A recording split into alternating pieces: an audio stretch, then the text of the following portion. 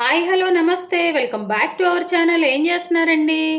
ఈరోజు నేను కొంచెం టేస్టీగా ఎమ్మిగండి బాగా టేస్టీగా నా స్టైల్లో నేను పల్లి క్యాప్సికమ్ కర్రీ ప్రిపేర్ చేశానండి.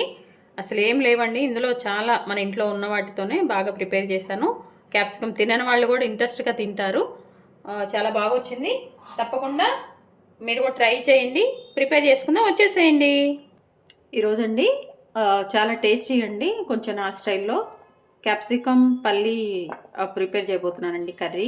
ఇదిగోండి, క్యాప్సికమ్ తీసుకొచ్చేసి మధ్యలో అదంతా తీసేసి ఓన్లీ పైన అనమాట ఇట్లా కట్ చేశాను చిన్న ముక్కలుగా. వీటితో ఇప్పుడు మనం కర్రీ చేద్దాము. చూడండి, 1/2 kg. దీనికోసం ఏంటంటే అండి, ఫస్ట్ స్టవ్ ఆన్ చేసుకున్నాను. స్టవ్ ఆన్ చేసుకొని బాండీ పెట్టేశాను. మన బాండీ కొంచెం హీట్ అయిన తర్వాత ఇందులో ఏంటంటే మనము ఇదిగోండి చిన్న కప్పు పల్లీలు, అంటే ఒక 3 టేబుల్ స్పూను పెద్ద టేబుల్ స్పూన్ అన్ని పల్లీలు అండి. ఎందుకంటే పల్లీ క్యాప్సికమ్ చేస్తున్నాము దానికోసం అని చెప్పేసి 3 to 4 టేబుల్ స్పూన్స్ ఉంటుందండి. అది మీరు ఎంతైనా వేసుకోండి, బాగుంటుంది అనమాట. వీటిని ఏంటంటే బాగా మీడియం ఫ్లేమ్లో బాగా వీటిని వేయించేసుకోవాలి. ఇందులో మనం ఆయిల్ వేయలేదండి, గమనించండి. డైరెక్ట్గా ఓన్లీ పల్లీలే మనము వేయించుతున్నాం అనమాట. పల్లీలు బాగా వేగాలండి, పచ్చివాసన అంతా కూడా పోవాలి, అప్పుడే మన కర్రీకి టేస్ట్ వస్తుంది అనమాట. లేకపోతే కొంచెం పచ్చి పచ్చి స్మెల్ అట్లా ఉంటుంది. అట్లా లేకుండా మనం బాగా వేయించేసుకోవాలన్నమాట. ఇదిగోండి వేగిపోయినాయి. ఇప్పుడు స్టవ్ ఆఫ్ చేసేసి కొంచెం చల్లారే వరకు వెయిట్ చేద్దామండి.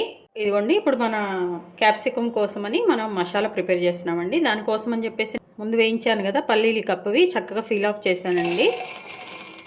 7 నుంచి 8 పాయలు కానీ, లేదంటే ఒక చిన్న ఎల్లిపాయ ఉంటే అది కూడా మీరు వేసేసుకోండి.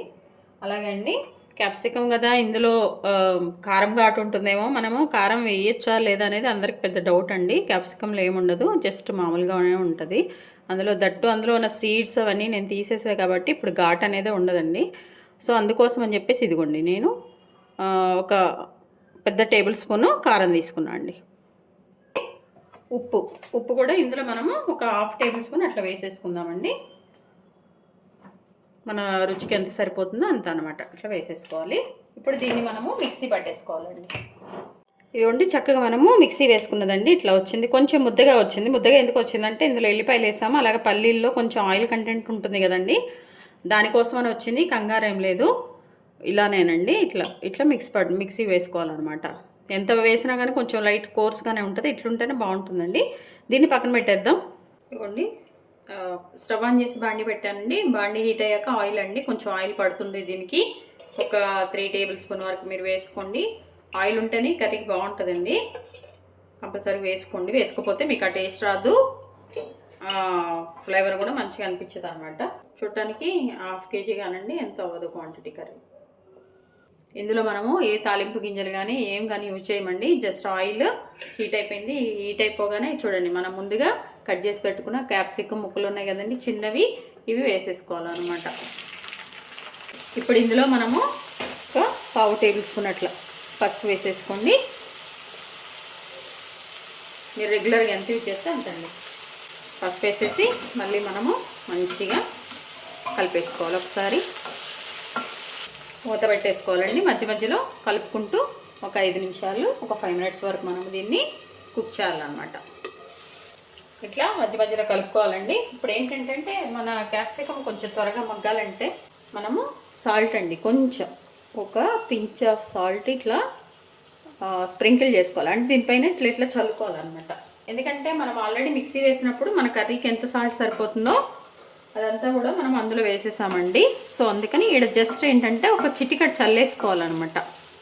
అప్పుడు ఏంటంటే ఈ క్యాప్సికమ్ మంచిగా కుక్ అయిపోతుంది, కొంచెం త్వరగా కూడా అయిపోతుంది అనమాట.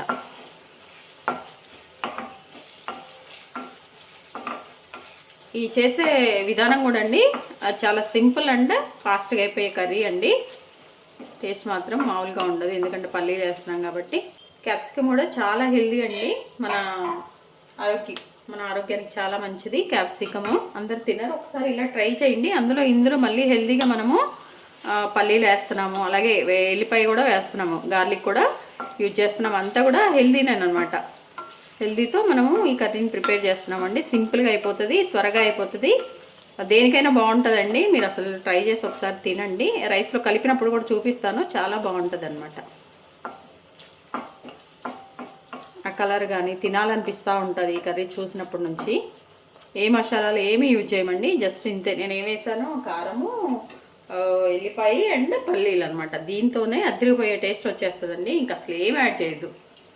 ఇలా కలుపుకుంటూ మధ్య మధ్యలో మనము తిప్పుకుంటూ దాన్ని కుక్ చేసేయాలి. మంచిగా క్యాప్సికమ్ అంతా కూడా ట్రాన్స్పరెంట్గా రావాలండి. అప్పుడే మన క్యాప్సికమ్ కుక్ అయినట్లు అనమాట. అప్పటి వరకు మనం వెయిట్ చేయాల్సిందే. అదే ఈ టైంలో మనము వేసేసామనుకోండి కొంచెం అది పచ్చి పచ్చిగా బాగుండదు అనమాట. అందుకోసం అని చెప్పేసి మంచి కుక్ అయ్యాకే మనము మన మిక్సీలో ఉన్న మసాలాని యాడ్ చేయాలి. చూడండి ఎంత కలర్ఫుల్గా ఉందో మన కర్రీ. చక్కగా ఆయిల్లో మంచిగా మగ్గిపోతుందండి మన క్యాప్సికము. ఇలా మగ్గకుండా బాగా సిమ్లో పెట్టేశానండి నేను, ఎందుకంటే ఈ క్యాప్సికమ్ మంచిగా మగ్గిపోతుంది, బాగా కుక్ అయిపోవాలి. లేకపోతే మనకి పచ్చిమిర్చి స్మెల్ వస్తుంది అనమాట. దానికోసమని చూడండి మంచిగా ట్రాన్స్పరెంట్ కలర్ కూడా వచ్చేసింది చూసారా. అంటే బాగా కుక్ అయిపోయింది అనమాట. మీడియం ఫ్లేమ్లో మంచిగా. ఒకవేళ ఆయిల్ అనేది ఏంటంటే అండి, ఈ కర్రీకి ఆయిల్ ఉంటే బాగుంటుంది కదా అని నేను కొంచెం ఎక్కువ వేసుకున్నాను. ఒకవేళ మీకు ఇంత వద్దంటే కనుక మీరు తగ్గించేసుకోండి, ఇబ్బంది ఏమి ఉండదు. బట్ టేస్ట్ కొంచెం ఆయిల్ ఎక్కువ ఉంటేనే కర్రీకి బాగుంటుంది అనమాట. అందుకోసం అని చెప్పేసి నేను 3 టేబుల్ స్పూన్స్ వేసాను. ఒకవేళ మీకు ఇంకా మరీ ఎక్కువ అనిపించింది అనుకోండి, మరీ కర్రీ చూసేసి ఆయిల్ చూసి మీరైతే భయపడొద్దండి.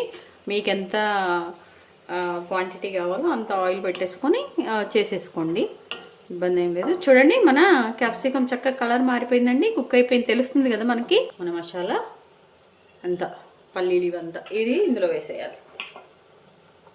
చూడండి ఇప్పుడు దీన్ని మంచిగా మనం మిక్స్ చేసుకోవాలి.